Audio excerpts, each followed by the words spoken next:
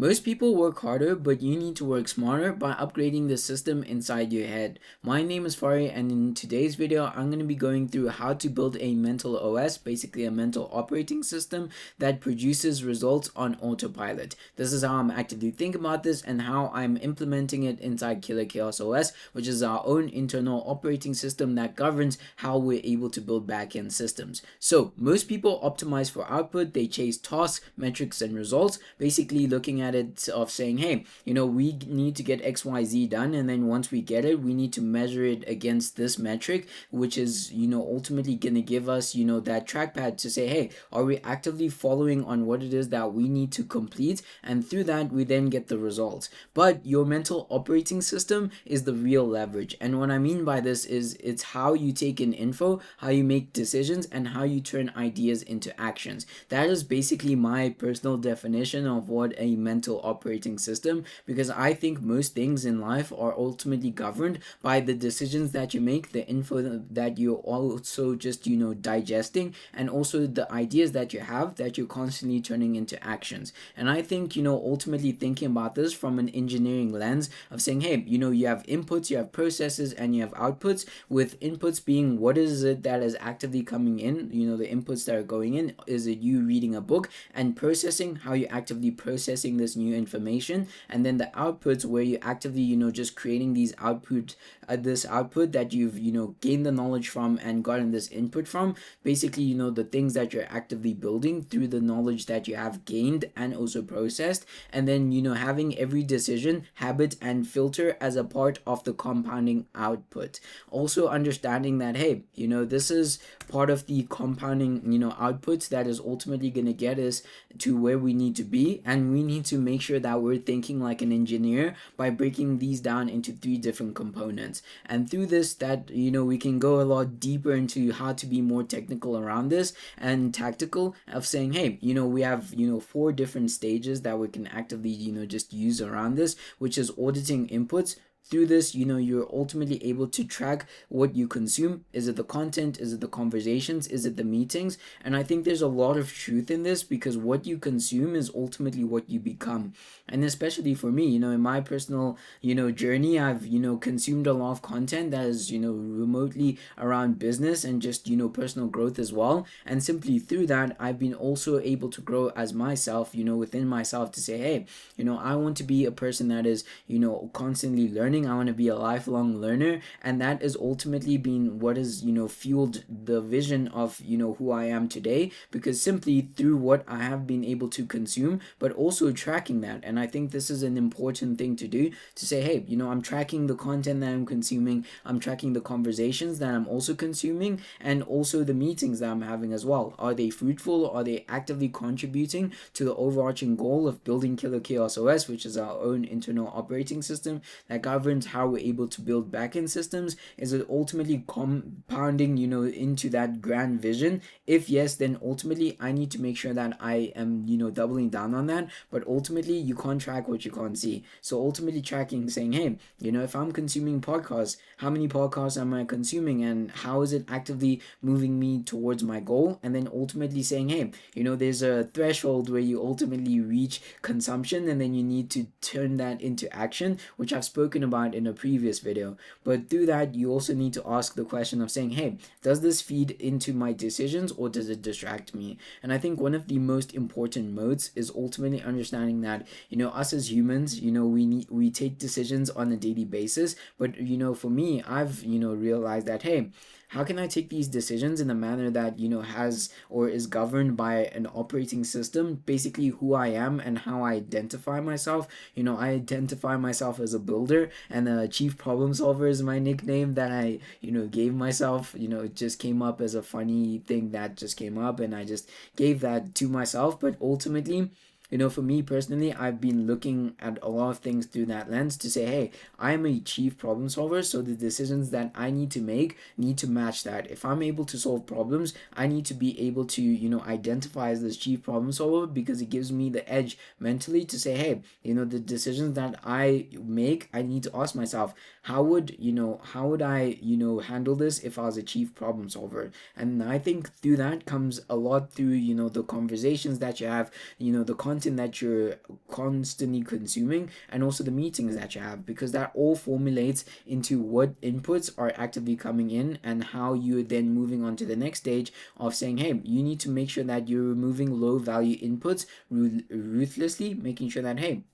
these low value inputs, I need to make sure that I'm auditing them and I'm removing them, because they ultimately do not get me to this grand vision of what it is that I'm actively wanting to build. And through that, that also then allows you to move into the processing phase, which is step 2, which is ultimately means that you create these repeatable frameworks for decision making, basically ODCAM, which is our own concept or framework that I came up with, of saying, hey, we have these objectives, and then through those objectives we need to make sure that we're understanding what are the decisions that we need to make and what are the actionables, and then through the actionables that we need to take in order to reach those 2-3 decisions that ultimately are the needle movers, we then clarify. We ask, hey, can we explain this in 90 seconds or less, and can someone digest this in the manner that they'll be able to take action? And through that, then we can say, hey, at the end of this, we need to make sure that we're measuring. And through that measurement, we're then able to say, hey, this is our own personal framework that we can repeat and use for decision making. There are plenty of different frameworks, out there for decision making.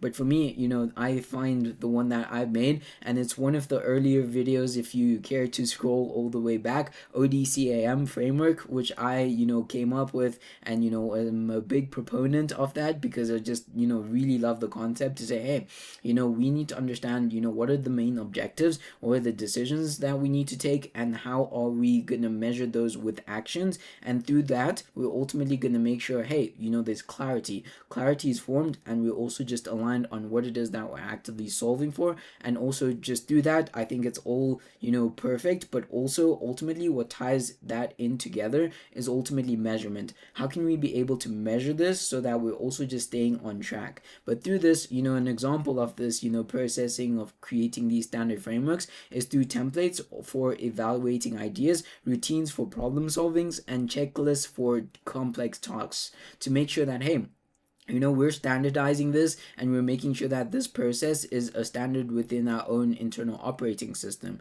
Because once we're able to have these, XYZ things that we do on a day-to-day basis that we've templatized in our own internal operating system, then we can understand that, hey, this has brought us these results in the past simply because we've used these frameworks that we've personally built, or, are personally ingesting, like systems thinking and first principles, because it allows us to get to the root core of what it is that we're actively building. I think there's a lot of truth in that, which ultimately, gets you to the goal of saying, hey, we need to make sure that we're reducing cognitive load and increasing speed. Because I think one of the most important modes is ultimately building speed and being able to move really quickly, especially in business. I think speed is everything, and making sure that you're as precise as possible is also super important. But through that, we then need to make sure that we're automating the outputs, basically making sure that we're turning these systems into habits that produce results without friction. And I think almost everything, especially in my own personal experience, is a form of habit. Even building these daily videos has been a form of habit. And then asking, how can I basically automate these outputs that I'm having on a day-to-day basis, to say, hey, I've basically ingested this information that I'm going to share on today's video. And through that, I'm then going to say, hey, what is the process, what is the framework, and then what is the framework that I'm actively going to be using for this. It's my own kind of tweaking and playing playbook that I'm using to make sure that, hey, these videos look like this. And through that, I just edited and then quickly just deploy it through the automated outputs. And through that, for example, these daily review cycles as well, you can implement this in daily review cycles to say, hey, did I actively reach my goals? And how have I actively automated my follow-ups, and also structured creative sprints? Am I actively structuring my creative sprints in a manner that is automated, making making sure that, hey, I'm also making sure that I'm creating leverage, and through this leverage you are ultimately able to create this routine so that high value outputs happen naturally. And I think one of the most important modes is to be able to create these high outputs that happen manually. And I think, one of the things that I have been thinking about recently is looking at, the Bill Gates and the Elon Musk and all these people. They have done amazing work, but I think they are, in the positions that they are because, number one, they've done amazing work for sure. But if you look a bit under the hood, they're leverage architects, and also ultimately understanding that, hey, they've been able to, automate their outputs through just having a team that is a team full of killers, and also making sure that, hey, they've all basically created this manual template that also automatically just happens, and they don't even have to think about it.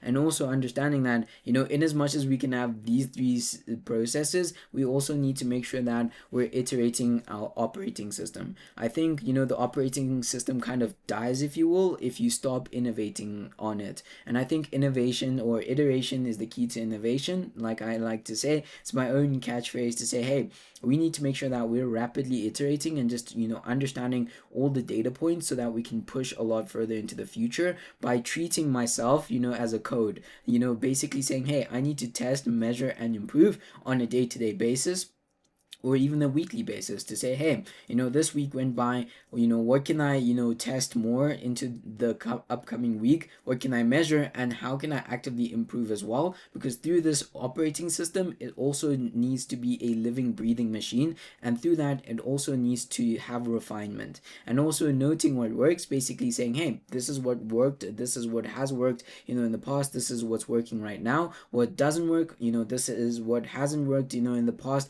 and also making sure to tweak the mental architecture, because that mental architecture that you ultimately build is going to build a lot of things, especially when you're moving through this life, learning.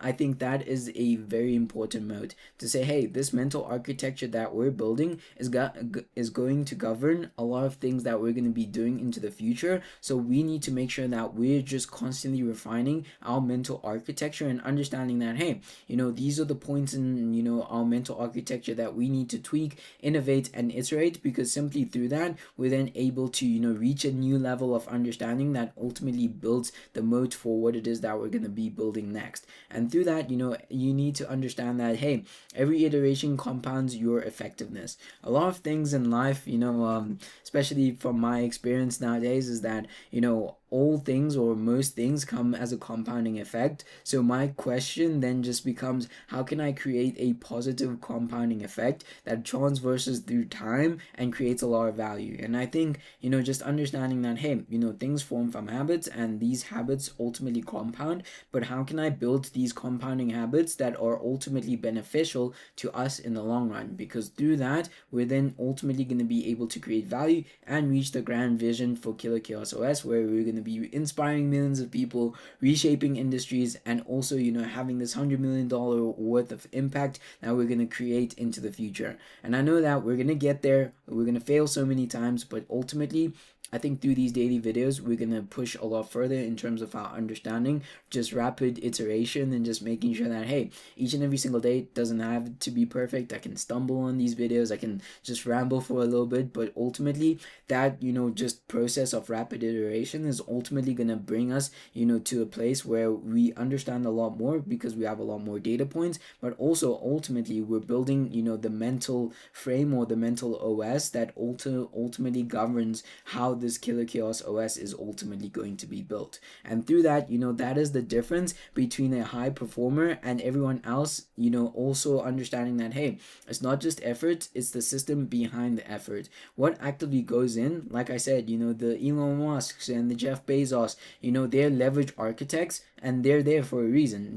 They don't work 20, 60 hours, a week or 2 days, or, all that kind of stuff. They've been able to build this leverage, in my personal opinion, that also ultimately allows them to automate their outputs, and that's why they have such, huge amounts of impact simply through that. And then that makes me ask the question of, hey, how can I build the system that ultimately builds this high performer version of myself through, this mental OS that we're actively actively, just refining and tweaking and making sure that, hey, the inputs are good, the process is that, how we're basically ingesting and digesting information is good, and also that we're making sure that, hey, the outputs are automated simply through our process, and also understanding that, hey, also through and through all those three stages, we need to make sure that we're iterating, because innovation or iteration is the key to innovation, like I like to say, like I said before, because when your OS is optimized, you're then able to make decisions faster, you're then able to make sure that your work flows automatically, and you're also able to make sure that your value compounds without extra energy. And I think this is one of the most important things to understand, that, hey, you need to find, or you need to make sure that we're finding a place where we're ultimately able to make our energy compound without extra effort. And how can we actively do this? By sharpening the mental OS, because that is ultimately what's going to govern a lot of things that we're going to build into the future. But at the highest level, the output is temporary, but the system inside of you is ultimately the permanent leverage that you have. And also ultimately understanding that, hey, through this permanent leverage, we're going to make sure that we're constantly refining it and understanding at its core how we can ask better questions, because the level of questions that we're able to then ask is ultimately govern what we're going to be thinking about into the future. And I know, like I always say, we're going to make so many mistakes, but the things that we are going to get right, we're going to get right, and we're going to make sure that we're just, constantly hitting the nail in the wall each and every single day, just pushing forward. And I think one day, when we get it right, when we're just using this rapid iteration of a video a day that ultimately sharpens our thinking, I know we'll be in a good place. But like I said, we're gonna fail so many times, and we're gonna also ultimately learn a lot. I think that's the most important thing. So yeah, I'm super excited to wake up, build Killer Chaos OS each and every single day, making sure that we're creating value into the future, pushing myself each and every single day, because through that, it brings me closer to the grand vision of building Killer Chaos OS and just learning a lot more. And that is exciting for me. That future of building Killer Chaos OS, and making sure that I'm excited, to wake up each and every single day and work on this, I think that is a future worth getting excited to for me. So if you guys enjoyed this video, make sure to connect with me on X, LinkedIn, Instagram, and I will see you guys in the next video.